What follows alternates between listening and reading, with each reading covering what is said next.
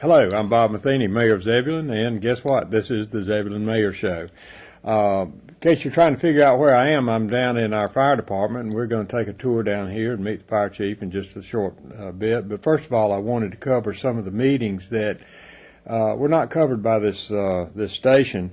On October the 17th, we had a work session, and at that work session, we discussed a change to the transportation plan, which by not requiring development along Old 264. Our transportation plan calls for a certain number of lanes for traffic, and it depends upon the street and where it is and what the traffic load of that street is. And it requires developers to improve those traffic patterns and or the lanes that are there. Old 264 is somewhat unique, and this is between where the Walmart is and the ball stadium, and it's somewhat unique because of the fact that one side of the road abuts DOT property, which is the 4-lane 264. So what we did was we took a look at the real needs out in that area and decided that developers out there would not need to expand the lanes or put in turn lanes unless there was a transportation impact analysis done or DOT required it, which we thought was very sensible. A impact analysis would take a look at the traffic load created by a development, and once it goes over a certain threshold, then they would be required to make those improvements. Also, again, if DOT requires them to make them, then they have to do it, and they could do that with or without a impact analysis. So anyway, we discussed that and changed the requirements on that particular road just because we thought it was practical and made sense.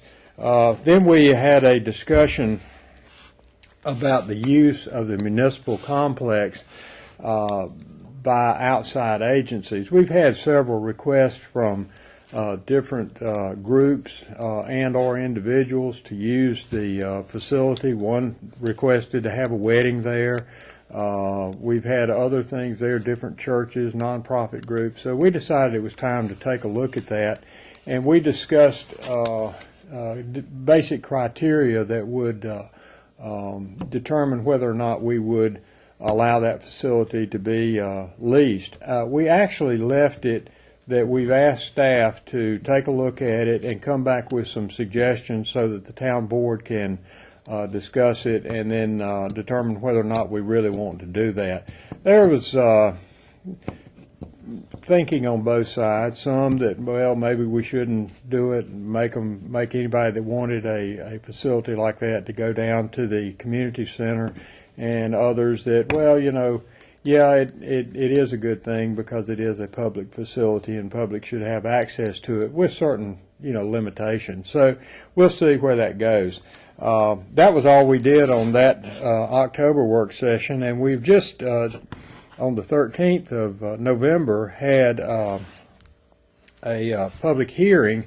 One was to modify the general uses in our ordinances, general uses in various zoning districts, and what it did basically, what was proposed was to add a light manufacturing, which meant things done by artisans and or not a lot of noise or smoke with manufacturing, and everything with regard to that would have to be contained inside a building. There would be no storage outside of raw product or finished product. So we held the public hearing on that, referred the matter to the planning board, and they're taking a look at that, and then we'll make their recommendation back to the town board. We also discussed food vendors, mobile food vendors that could set up in the area with food trucks and what the criteria for that may be. The planning board also is taking that under consideration, and they as usual, as they should, they had some questions and some discussion that they wanted to hold. So they in turn at some point will make a recommendation back to the town board as well. That's the two meetings that we've had that were not broadcast here, and we'll keep you informed as to where we go with these items. As I said, we're down at the Zebulon Fire Station, so I'm going to ask our Chief Sidney Perry to come on board, and we're going to talk for just a few minutes. Okay, joining me now is my friend and the Zebulon Fire Chief Sidney Perry. Sidney, glad to have you here today. Thank you, sir. Really appreciate what you and the fire department do for the residents in town and out of town. Yes, so sir. We'll talk about that in just a minute. First, let's just talk about your history. How did you end up here? I mean, a lot of people may not know you used to be a letter carrier. Yeah, I was working with the post office and wanted to come back to Zebulon. Didn't want to drive to Raleigh. So I came down here just looking a job, and Willie B. Hopkins hired me. Hired me as the Assistant Public Works Director.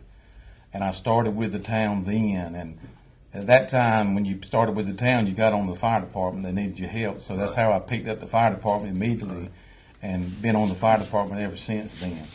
And then later on, the post office got me back. So I went back to the post office and worked for a while. And then in 1992, the town hired me as a full-time employee. So I was volunteer for 25 years and then worked with the town here for 20 years as a paid staff member. Well, that's a few years, isn't it? It's got a few years on the list. Yes, a lot sir. of water went under the bridge during that time. Seen a lot of things. Yes, sir. Well, the reward and the end of all of that is that you're fixing to retire within the next 2 or 3 months. Any grand plans for that? Not really. I got that long to-do list that everybody has. I'm going to work on that a while, and I enjoy a little bit of farming. I have some cows, and my son has some cows, and we enjoy messing with hay. And I'm going to start with that and then just see where life leads me. I may be back in Zebulon looking a job after a few months. I don't know, but I have enjoyed working with the town for it'll be 45 years. December 1st will give me 45 years with the fire department, and of course 20 years with the town. So I've had a good time with the town, and I've enjoyed it. I'm kind of like you. I think I fell in love with the town. When Willie B. hired me, I got to know the town. I fell in love with the town, and then I've had a chance to. I was a little boy who came to town, wanted to be a fireman, and worked with the town, and so I filled my fireman. I worked as a policeman for a while, and so I filled all my boyhood dreams with the town of Zebulon. So I have no complaints. Yeah, well, you filled your dreams and helped us along the way. Well, I hope I did. Yes, sir. We very much appreciate it. Let's talk about the history of the development of the fire department. I know I moved to Zebulon in 1970, and at that time it was up the street in a very smaller than the garage of my house, actually, I believe. So let's talk about how the evolution of the fire department came along. Yeah, we were up there with the town hall. The court was upstairs. If you remember the Zebulon Recorder's Court, we had 2 trucks there. We had a town truck, the old Mack we got back. It was the town's truck, and then we had an old 53 International was the rural truck. And those 2 trucks answered all the calls in this area. Right. Sure did. And then when we left there... Right, we come down here. The town built this facility in 1974. And we kind of thought we had died and gone to heaven. And it was just the Bay Area then. We've really added on to this building 3 more times since we initially built this nice facility. And so that's how we've progressed on through acquiring more trucks, and then we started getting personnel. So we actually ended up building a sleeping quarters for our personnel, because we do have 24-hour people here all the time now. Yeah, let's talk about that just a minute. I recall years ago I was on the fire department for a while and became very interested in rescue work and realized I couldn't do both. So I went to full-time, well, not full-time, but I went full rescue and got on the fire department. But back then it was, for the most part, all volunteers. So how did that come about? When did that change, and what's your ratio now? I know you still have volunteers. You're advertising for them. We are. We like to say that it's very strong. Volunteers are still a very important part of our fire service here in Zebulon. We depend on volunteers very much. We have 14 paid people, and we have 13 volunteers now. We just lost another one moving to Florida. So we're down to 13. This is the smallest number we've had since I've been on the fire department in 45 years. Our numbers are dropping. The world has become so busy You know, if you're married, if you've got children, if they're in school, if they've got balls, games, church activities, everybody's so busy they don't have time to come and train and give us the time they need. So because of that, we keep losing volunteers, and we can't replace them. We can't find people willing to give that much time. So that's why we have actually had to hire more people too, and certainly want to provide an excellent service to our people is a big part of it also. But if for anyone listening today, if you've got a young man or a young woman, women are great too, we'll be glad to talk with them about volunteering. Well, let's talk for a minute about another evolution. Originally, there was the Zebulon Fire Department and the Wakeland Fire District. The fire district, I believe, went out a maximum of 3 miles. Is that? From about 4 to 5 miles. Okay, I if think it needed used to 3. Maybe I'm wrong about that. A little further out. Whatever it is, Yes, sir. it is. You know. So that's outside the city limits, and then you have inside the corporate limits. But those two merged, and let's talk about that relationship and how we do that now. Okay. In March of 2000, the Zebulon Rural Fire Department, which handled the Wakeland Fire District, which is the rural area outside of Zebulon, they merged with Zebulon. They were like us. They were having problems getting volunteers to keep their numbers up, and you're required to have so many. So with us hopefully planning to be here, we acquired all their liabilities, their assets, and their people. And now we run all of the calls in Zebulon and in that Wakeland Fire District. Right. And of course, Wake County, as you're aware of, helps us in funding of that for the rural district, and the town of Zebulon supports our funding in town. So we picked up their people, their trucks, and the building and all, and merged into one then. Well, the people outside in the fire district, as the rest of the county, I suppose, they pay a fire tax out there, and that goes to the county, and then the county redistributes that money. People inside our corporate limits, that's not the same in all towns, but the people in our corporate limits do not pay a fire tax. It's just covered by their property taxes. That's correct. So that's where the money comes from, from the county. Well, let's talk for a minute about what equipment you have available to work with. All right. We actually have 10 pieces of equipment here at the station for use. Of course, our manpower and our equipment is how we do our job. We have 3 pumpers. We have a rescue truck. We have a tanker. We have a brush truck. We have an aerial truck, and then we have 3 administration vehicles that we use for inspections and whatever. So that's quite a bit of dollar value when you're looking at it there. And we'll show you in a little while some of this equipment, and you can see where the cost comes from, because it's very expensive equipment.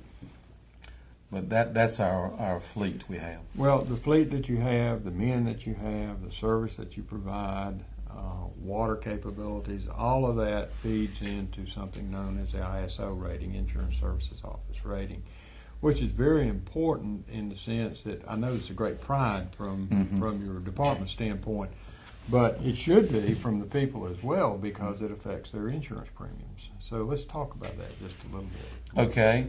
As a result, as the mayor said exactly, manpower, equipment, and water are the 3 things that really guide the ISO rating.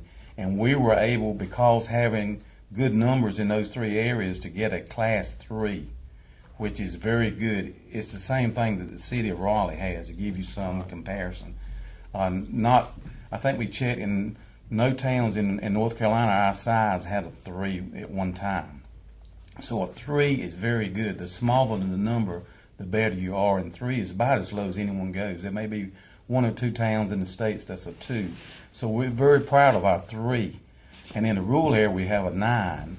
That's because, again, there is not hydrants in there, and we have to haul the water, and it takes longer to get there also.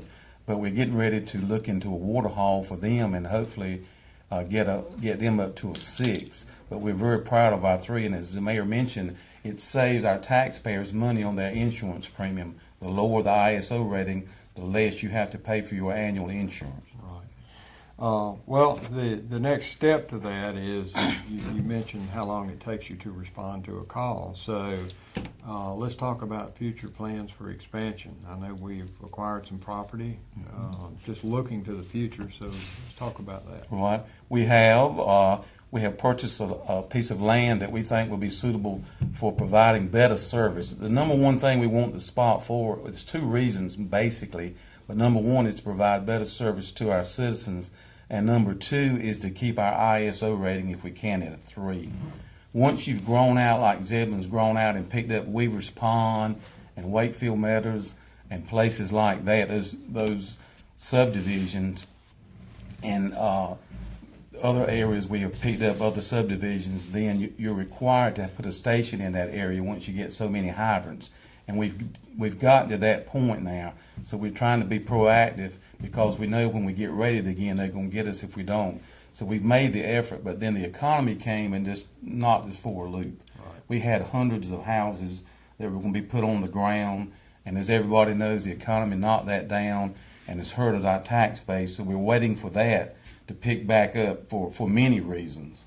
And once that does, then we hope to be able to get that station. It's about a mile or half a mile down Green Pace Road, and that would cover a lot of the Wakefield area and swing back over to Highway 97. Because with our business, we run fire calls, we also run EMS. You know, we run with them. If you're having a heart attack, it's like a fire. The quicker we can get there, the better service hopefully we can provide you. Right.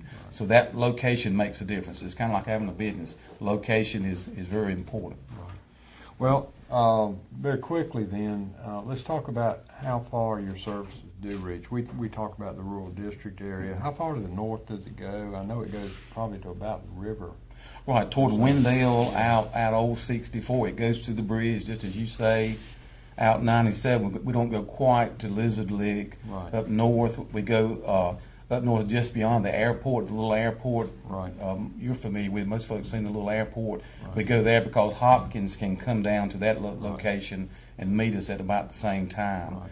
And then we swing over about over down Pierce's Road a good ways, maybe about 2 miles down Pierce's Road. You reach the county line going south? Yes, sir. We go to Johnston County line south. And then we go right below U.S. Foods down to the county line there going into the Johnston County. Yes, sir. Okay. Well, Sidney, I think what we're going to do is go out and look at some of this equipment, talk about the services beyond that. I mean, what all will the fire department do? Right. What do they do? So let's go out in the bays. We can see some of the equipment and talk about services. Sounds good. Yes, sir. Okay, we've moved out into the bays where the trucks are located. Sidney, you might want to tell us a little bit about what services the fire department provides, what some of this equipment is, and then we're going to get some of your firemen in here to talk about some of the other stuff. Okay. Certainly you think about the fire department as putting out fires, and that is one of our main things we do, suppression. We'll also do prevention. We go to schools, we go to daycares, we go to different places like that, civic clubs. We're going continually to places like that, sharing the fire prevention message to prevent fires. We're very proud of the job we do there. We think we've saved some fires from happening because of that. We've heard stories. We also do state fire inspections. We go to every business in this town and inspect it per the state code, check it out. If they have violations, we write them up and ask them to fix them. We give them ample time to fix it, and we believe we've made our town safer because of that. So we offer that. We also offer child safety seats. We do a lot of that. If you're having a baby, you're required to have a child safety seat in your car before you can leave the hospital. We have someone on every shift that's a certified child safety seat specialist that we offer also. Getting back to the fire, with our fire trucks, certainly with fires, and then EMS. We'll touch on the EMS a little bit too in just a little bit. But we have different trucks for different things. We have 3 pumpers, and a pumper is a truck kind of like right here that we'll span around in a little bit. Here's one right here. We have 3 of these. This truck is the first truck that goes to the scene. It has 1,000 gallons of water on it so we can start putting the fire out. Hopefully if it's a small fire and the other trucks come, we can get it. If not, we'll hook to a hydrant and put the fire out. It's called a pumper. It has a pump on it and the guys operate that and pull the hoses and make it work. Then if we're out in the rural area and we need more water, we've got what we call a tanker. That's right, Zebulon 98 is a tanker. It hauls 2,000 gallons of water. That's its main job, is to take the water, and we can transfer the water from this truck to that truck through a hose, or we can set up a portable pool and dump every bit of the water in this truck out this vent here or one's on the side, and this truck could be pumping out of, and this truck run back and get some more water out of a pond or a hydrant and keep the water at the scene that way. So that's what a tanker, it has a pump and it can pump, but its main use is for hauling water. And then when we spin around in a little bit, we have a brush truck that we'll show you that is basically what it says. It's a smaller truck that can go down in the woods. These big trucks like this, you can see the height of it going through woods, what's going to happen. This truck is made to go in the woods. It's got a lot more small hose to put out woods fires. And then outside, we'll show you in a few minutes the aerial truck. We were fortunate to get an aerial truck a number of years ago when Glaxo came, and you'll see this truck. It looks like a brand new truck, but it's 25 years old. We've had it refurbished recently and spent about $250,000 on it, and now it's just like a brand new truck. But if you were to purchase one of those trucks today, you're looking at between $800,000 and $1 million for an aerial truck. So you'll see what we got and why we refurbished it instead of buying a new one. The same for our pumper that's gone. Mayor, we're going tomorrow and pick up that truck with the tank. You folks gave us the funds to put a new tank in. The truck's now about $350,000 to $380,000 per pumper. One of those trucks costs $380,000. We refurbed one and put a 1,000-gallon tank in it for $30,000. We should be able to get at least 10 more years of service out of that truck. So you see, we're trying to save dollars because we need to save dollars, but what we got is good equipment, so we just refurbed it, and it'll give us longer life. So that's our trucks. And then the one in the middle here is our rescue truck. Very important truck. All wrecks and house fires it needs to go on, it's got all the specialty equipment on it. And in a few minutes, one of our firefighters will share with you some of that specialty equipment. We've got a Hamatro tool, like if you have a wreck and you can't get out of your vehicle, we can cut the door off, we can cut the top off, we can do all kinds of things that way, as well as other specialized equipment. And I'll have one of my firemen be a little more specific on that in just a few minutes. Let's talk just for a minute. Back in my rescue days, we were the rescue squad. And so we did both rescue and at that time there was only, all we had was EMT level. And now I did a show a couple of months ago about East Wake EMS. But now those rescue services and first responder fall on you. So let's talk just briefly about, how the fire department coordinates with EMS for various things, from a heart attack to medical emergency through. Okay. That is decided when you call 911 and start telling them your problem. They ask you certain questions. The answers you give 911 dictates whether we come, and most of the time it will. If it's in a life-threatening emergency, they're going to send the first responders. All of our guys are a medical responder level, which is a state level, which is one level lower than EMT. So we can go to the scene. Many times we have the opportunity to get there before the EMTs do, or the rescue squad. They may be out on another call, and we can provide basic medical attention. We can do blood pressure, stop the bleeding. We can give you oxygen and so forth. We run quite a number of calls. We probably run 95% of the EMS calls we will run, and we will provide service with the rescue. We assist them. As the mayor said, we picked up the rescue when they gave it up. So now when we go to a wreck, they're there to help us with the medical part, but it's our job to do the extrication. If a person is peeing in any vehicle, we're the ones that go in and cut them out and get them to the EMS people where they can provide the medical attention, which is normally, taking them to the hospital. We do that also. And then we also provide hazmat. If we have a spill or something, we're required by the state and the county to provide hazmat operations level, which is one level above awareness, to handle any fuel spills or chemical spills is another thing that we do also. And hazmat is hazardous materials. Right, hazmat is hazardous materials. We're so used to using the short version, we call it hazmat, but our people don't know it. Hazardous materials of any kind. Right. Okay, well, Sydney, I think now we need to move over and let some of your men talk a little bit about their equipment and see what we can take a look at. All right. I want to introduce to you one of our firefighters, Trey Bird. He's going to share with you a little bit of the importance of having a rescue truck and what we have on it that may be of interest to our viewers. All right, one of the main purposes for this truck is right here, the Hamatro tools. It's hydraulic tools we use to extricate the patients out of cars in case they're trapped or pinned. We've got cutters and spreaders. Most of the time on wrecks that are the people who are trapped or pinned, we're going to use both of them. They're very powerful. They can cut through numerous metals, and there's not much that these tools right here would not cut through. Very powerful. And another big purpose for the rescue truck is the on-scene cascade system. When we're fighting fires and run out of air on our SCBA packs, we can bring the bottles here. And under extreme conditions, you're going to get around 15 minutes per bottle due to the fact that you're exerting a lot of energy and breathing heavy in a live fire situation.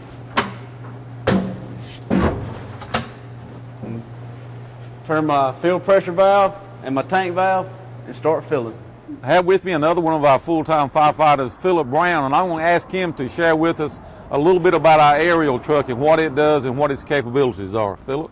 Thank you, Chief. As Chief Perry said earlier, this is Ladder 95. This is the truck that we just had refurbed. It's 102 foot tall when it's extended full out. It's a 1,500 gallon per minute pump on it. Therefore, we can flow 1,500 gallons of water with it. It has a 300 gallon tank on it. That's how much water we're hauling with it. A lot of folks see this ladder and think that you have to have a real high building to use it, but that's not the case. You can use this ladder for several different scenarios. As these hooks on the bottom of this platform here, we can use that for different rescues. We can tie ropes and chains and stuff to it, use that. We have air bottles on the side. I'm not sure if you can see it here. The air bottles, when a firefighter is in the platform here, they can hook directly into that. Therefore, that's their air, so they're not breathing smoke and hazardous stuff. Okay. We're going to share with you a little bit about this platform. Here's the main part of the fire suppression. We have a large nozzle on the front, as you can see in the center. A man in the platform rotates that and turns it whichever way he wants to, and it'll spray different amounts and different patterns. Philip, you want to share a little bit about that? Yes, sir. Like the Chief said, you can work this nozzle from the platform, or you can also work it from the pedestal, which is at the back of the truck. It has a straight stream and a fog nozzle adjustment on it.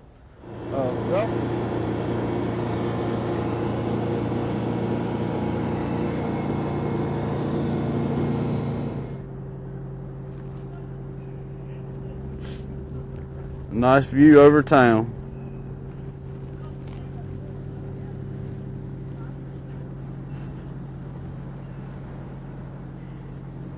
Scan down a Rendell.